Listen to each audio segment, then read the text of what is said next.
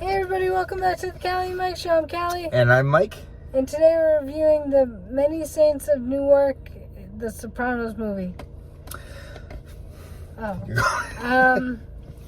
So, I've seen the Sopranos. I've seen the series. So I was excited to see who made Tony Soprano.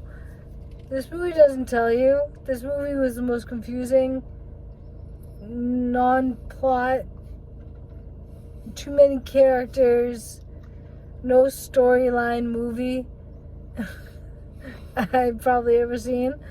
So I didn't understand the movie at all, and thankfully I'm not the only one. Mike didn't understand it. Jason didn't understand it. I don't think anybody in the rest of the theater understood it. Those who are still awake. So I'm not sure how I'm going to rate it. As for understanding the movie, I give it a star.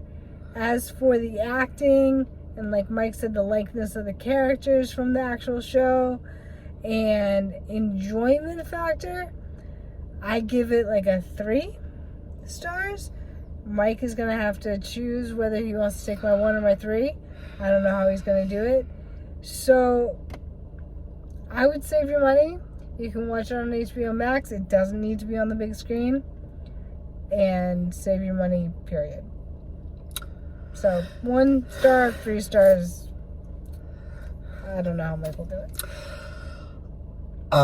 I really like the Jersey Italian kind of thing. I've honestly never seen much of Sopranos, even though I know a lot about it, and I was hoping this movie would kind of be a prequel enough to kind of prime me for seeing the show. As Callie was saying, the acting is great. The characters, especially Michael Gandolfini playing Tony Soprano, playing young Tony Soprano. The likenesses, the cast was great. I like Dickie the best. Yeah, he was a complete asshole, but Dickie Alexander Nivola, I think his name is. He did wonderful. The acting was great. But as we were making our way through it, I thought that, there was something that I wasn't understanding in terms of the plot of the story. Is this going anywhere?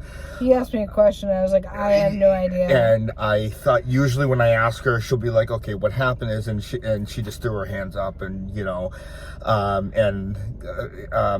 but I was hoping that it would turn into a discernible story, again, answering who made Tony Soprano. And spoiler alert, in terms of this movie, what they say, nobody made, Tony Soprano. His parents conceived him. His parents conceived him, and clearly he made himself. So I will agree that in turn, I also the other thing I didn't like about it was there was a whole it was a racial injustice part about it, obviously given that time. But honestly, I didn't care much about that part of the story. I think that they should have just concentrated on the mob part of it. That kind of brought the story down. So story-wise, I would give it a 1 star. In entertainment-wise, it was entertaining a little bit, but I would probably give that probably a 2.5, because I thought that the entertainment went down when I had no idea what was going on. When we put up our review, you will see what our overall score was, and we may even just give 2 different ratings based on an entertainment versus story. I think we should. Yeah, that's probably the best way to do it. I haven't got a clue what I would give it as an average. It was completely split. But I would definitely watch The Sopranos again, and with this movie, see it, but don't go to the theaters. It's not, with the prices now, it's just not worth it when you can watch it on HBO Plus.